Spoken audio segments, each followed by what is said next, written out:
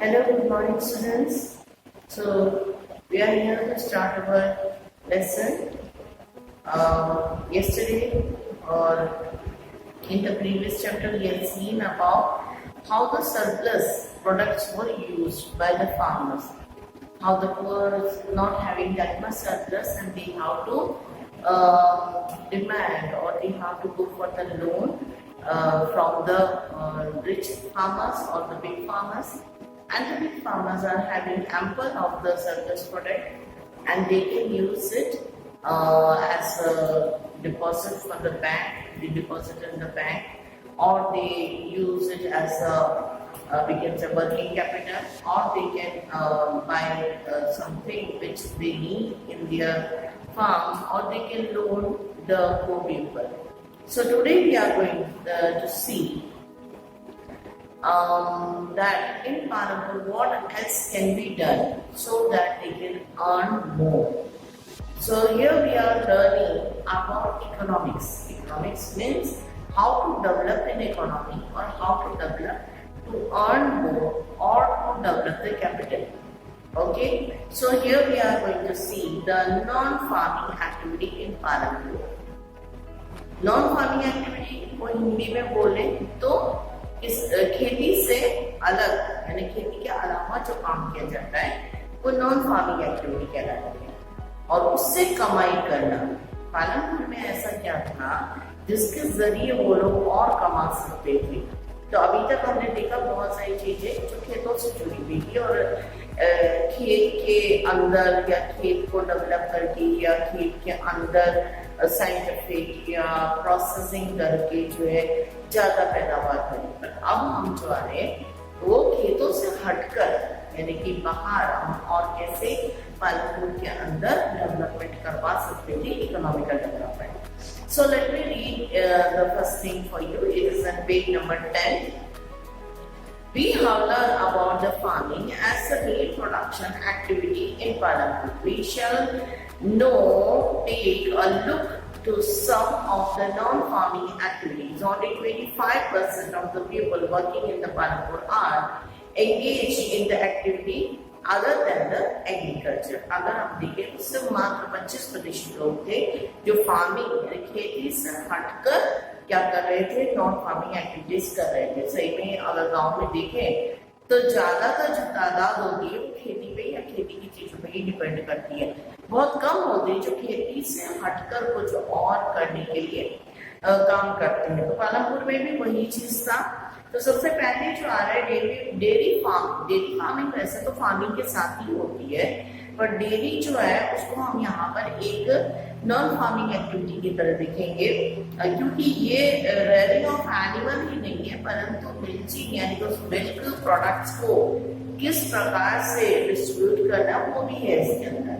Then dairy, तो यहाँ पर डेयरी के बारे में देखेंगे। अदर कॉमन एक्टिविटी है Dairy is a common activity mainly many family of the Palampur. People feed their buffaloes on various kind of grass that is of jawar and bajra and grow during the rainy season. The milk is sold in the Raiganj and nearby large villages. Two traders from Shahpur town have set up the collection chilling center at Raiganj from where the milk is transported to the far away town and cities. अगर हम देखें तो यहाँ पर जो है दूध का उत्पादन होता है पालनपुर में और यहाँ पर भैंसों को पाला जाता है। भैंसों को खास तौर से जवार और बाजरा की कुट्टी यानी कि उसको कट डाउन करके जो है वो दिया जाता है ताकि वो बहुत सारा अच्छा हेल्दी मिल्क अवेलेबल करें और वो जो दूध है वो रायगंज और आसपास के बड़े गाँव में बेचा जाता है। शाहपुर से ही जो है लोग आते हैं और ये दूध खरीद कर वो क्या करते हैं, आपने देखा होगा चिलिंग सेंटर्स होते हैं वहां पर ले जाकर दूध को क्या करते हैं डेयरी की तरह यूज किया जाता है और उसके अंदर हम कह सकते बटर और दूसरा घी वगैरह बनाया जाता है। तो ये तो था पालनपुर का आपका डेयरी सिस्टम। डेयरी सिस्टम के बाद आपके यहाँ पर कुछ वो एग्जाम्पल फ्री में let us discuss. So we are not going to do that. If you like you can go for that। Then an example of the small scale manufacturing in Palanpur. जो second topic है आपका वो कुटीर उद्योग या छोटा उद्योग जो कि पालनपुर के अंदर किया जाता था, मैन्युफैक्चरिंग होती थी। At present, less than 50 people are engaged in manufacturing in the Palanpur, unlike the manufacturing that take place in the big factories in the town and the city. Manufacturing in the Palanpur involve a very simple production method and are done on a very small scale. अगर हम देखें तो पालनपुर में जो उद्योग है वो बहुत, जो कुटीर उद्योग, नामी कुटीर उद्योग है, छोटा उद्योग कह सकते हैं आप, घरेलू उद्योग कह सकते हैं, उसके अंदर काफी कम तादाद में लोग काम कर रहे हैं। और जो ये इंडस्ट्री है, कहने को हम स्मॉल स्केल इंडस्ट्री कह रहे हैं, परंतु ये जो है ये प्रिमिटिव सिस्टम यानी कि बिल्कुल पुराने तरीके का जो सिस्टम है उसको अडॉप्ट करके किया गया है। They are carried out mostly at home, ये ज्यादातर घर में या खेतों के द्वारा, खेतों के अंदर ही सेट किया हुआ काम होता है, और जिसमें उसी परिवार के लोग जो है क्या कर रहे होते हैं, काम कर रहे होते हैं। बहुत मुश्किल से ही किसी लेबर को उसके अंदर अपॉइंट किया जाता है, ज्यादातर परिवार के जो लोग हैं वही मिलकर उसका उत्पादन कर लेते हैं। यहाँ पर एक एग्जाम्पल है मिश्री लाल का, नाम बड़ा सिमिलर है उसके जॉब के अकॉर्डिंग। मिश्री लाल जो है उसने क्या किया, एक मशीन लेके आया जिससे गन्ने का रस निकाला जाता है। इस स्टोरी को याद रखें, इन कैरेक्टर्स को भी याद रखें। 10th में अगेन उन्हीं कैरेक्टर्स के ऊपर बात होगी, तब आपसे पूछा जाएगा आपको याद है मिश्री लाल, और आप बोलेंगे नहीं हमने तो कभी पढ़ा ही नहीं, तो ये बहुत अलग बात होगी, क्योंकि आपकी किताब को अगर आप उठाकर देखें तो इसके ऊपर लिखा हुआ है इकोनॉमिक्स का जो है ये फर्स्ट पार्ट है, और जो दूसरी किताब है वो सेकेंड पार्ट है। देन यहाँ पर अगर हम देखें तो ये जो है ये एक मशीन आया है जो इलेक्ट्रिक से चलती है, बिजली से चलती है, और उसका क्या है क्रशिंग करके गन्ने का रस निकाला जाता है। ये गन्ने का रस जो है वो खेतों में आराम से क्या किया जा सकता है, निकाला जा सकता है, और वहीं पर जो किसान अपने गन्ने लाते थे और उसका रस निकलवा के ले जा सकते थे। और जब ये रस होता है इसको ये लोग इतना सारा पीते नहीं है, तो ये लोग क्या करते, गाँव में क्या होता है उसका गुड़ बनाया जाता है, जैगरी, तो गुड़ बनाया जाता है, जैगरी बनाया जाता है, और ये जैगरी जो है सहरा क्या है शाहपुरा में काफी अच्छे पैमाने पे बिकती है और इससे काफी मुनाफा भी मिलता है। सो हम यहाँ देख सकते हैं कि ये एक स्मॉल स्केल इंडस्ट्री थी, जिसको अगर हम देखें तो मिश्री लाल और दूसरे लोगों ने इस्तेमाल किया। तो यहाँ पर कई सारे छोटे क्वेश्चन से you go through it, but लिखने की जरूरत नहीं है, आप यहीं पर पढ़ें और उसको टिक मार्क करके रखें। अब जो दूसरा आपका आता है वो है द शॉपकीपर्स ऑफ पालनपुर। हर जगह पर छोटे मोटी दुकानें जरूर होती हैं। अगर हम देखें तो पालनपुर एक बहुत छोटा इलाका है, और इस छोटे से ग्रामीण इलाके में जहाँ पर ऑटो वाले नहीं तो कह सकते हम टोंगा वाले हैं, और जहाँ पे बस आके रुकती है, जहाँ पे जो उनकी गाड़ियां आकर जाकर रुकती, जो मतलब शहर से जुड़ा हुआ मेन इलाका या उस गाँव का मेन ज्वाइनिंग पॉइंट है, वहाँ पर कई सारे छोटे दुकान खोल के बैठे, जैसे चाय की बेकरी वाला, माचिस, बीड़ी और ये तमाम आप देखते हैं बहुत सारे छोटे शॉप्स होते हैं, और सब्जी वाला, और अगर हम देखें तो छोटे छोटे बिस्किट के पैकेट, तेल की डिब्बियाँ और कंघे वगैरह रखने वाले, और कुछ दुकानें ऐसी भी जिसमें कॉपी, पेन, पेंसिल्स, ये वाली चीजें, कुछ है कपड़े लत्तों के सामान, बर्तन के सामान। तो ये छोटी बहुत सारी दुकानें वहां पर क्या होती है लगाई होती है। तो पालनपुर में भी इस प्रकार की शॉप्स होती। तो ये भी क्या हो गया, नॉन फार्मिंग है, और जिससे क्या होता है अर्न करने को मिलता है। यहाँ पर एक कहानी है जो आप जरूर याद रखिएगा, और इसको आप क्या कर सकते हैं, अपने आंसर को, आपका आंसर है अच्छा परंतु उसको सपोर्ट देना है, तो आप दे सकते हैं such as in the story of Karim, such as in the story of Mishri Lal. तो अल्टीमेटली आंसर में क्या हो जाता है, वजन आ जाता है कि हाँ बच्चे ने लेसन थोरोली पढ़ा है, और उसको उसके एग्जाम्पल्स लर्निंग यानी कि उसको बच्चे को क्लियर कट लेसन समझ में आए। सो करीम की कहानी इस प्रकार से, करीम जो है वो जो उसने क्या किया, गांव में पालनपुर में एक कंप्यूटर क्लास खोला, क्योंकि वो उसने देखा था कि बहुत सारे बच्चे जो है सैरामपुर जाते हैं, और सैरामपुर में गाड़ी में जाते हैं, गाड़ी में आते हैं, या वो कोई दूसरी चीज साधन का इस्तेमाल करते हैं, वहां जाके कंप्यूटर की शिक्षा लेते हैं। कंप्यूटर की शिक्षा लेने से बच्चों की एजुकेशन स्टैंडर्ड हायर होती है, अर्निंग बेटर होती है। तो उसने क्या किया, कंप्यूटर की क्लासेस ली, कंप्यूटर की क्लासेस लगाई, दो एक कंप्यूटर लगा लिए, कमरा तैयार कर लिया, मुख्य छोटा एक बाजार जगह वहां पर। और उसने जब पता लगाया तो गांव में 2 औरतें थी जो इनको कंप्यूटर की डिग्री उन्होंने पढ़ के आई थी। तो उन 2 औरतों को क्या कर लिया, अपने यहाँ एम्प्लॉय किया और उसने कंप्यूटर क्लासेस शुरू की। इससे क्या हुआ कि उसके घर के अंदर ही उसको क्या मिला, अर्निंग सिस्टम मिल गया। और बहुत सारे बच्चे जो हाई स्कूल जाते थे और बाहर जाकर पढ़ते थे, वो अब ग्रामीण इलाके में ही कंप्यूटर एजुकेशन पाने लगे। तो यहाँ हम देख सकते हैं कि किस प्रकार से डिफरेंट मैटर्स है, डिफरेंट थिंग्स है, जिसके द्वारा वो लोग क्या कर रहे हैं, एक्स्ट्रा अर्निंग कर रहे हैं। किसान गांव में खेती से ही अर्निंग नहीं हो सकती, कैपिटल डेवलप नहीं किया जा सकता, परंतु कुछ ऐसी भी चीजें की जा सकती जिसके द्वारा उन्हें क्या है, एक्स्ट्रा अर्निंग मिल सकती है। लास्ट पॉइंट आपका है transportation of fast developing sector. अगर हम देखें तो पालनपुर के पास एक अच्छा खासा सड़क योजना था।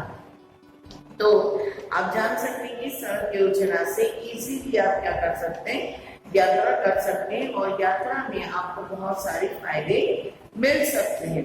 तो हम यहाँ पर देखेंगे कि ये किस प्रकार से हेल्पफुल था।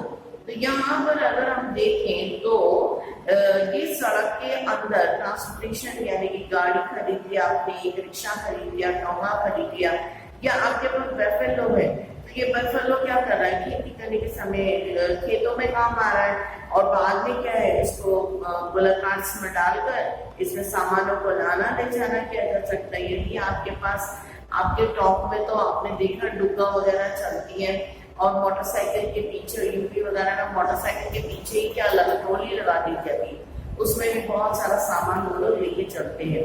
तो ये अलग अलग जगह सामान ले जाने और लाने का ट्रांसपोर्टेशन सर्विसेज है। यहाँ पे किशोरी लाल या किशोर का जो एक स्टोरी है, इस किशोर जी ने जो है, अगर हम देखें तो अपनी जो कमाई है उससे काफी नहीं पड़ रही थी, उसको ज्यादा कमाने की जरूरत थी, तो उसने लोन लिया बैंक से।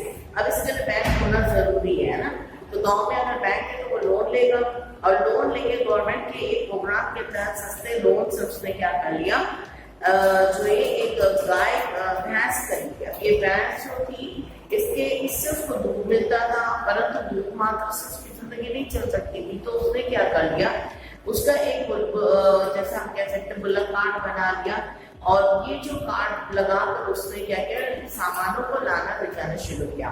अगर हम देखें तो सप्ताह में एक बार वो गंगा नदी के किनारे में जाता था, वहां से मिट्टी खोदकर चिकनी मिट्टी लेके आता था। वो चिकनी मिट्टी को मटका बनाने वालों को देता था, जिससे उसको क्या मिलता था, पैसा मिलता था।